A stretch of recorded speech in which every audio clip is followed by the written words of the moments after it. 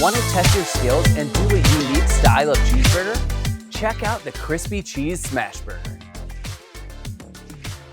Dice some onions to throw on the griddle before we start the patties. Melt some butter on the griddle and we'll get some buns toasting.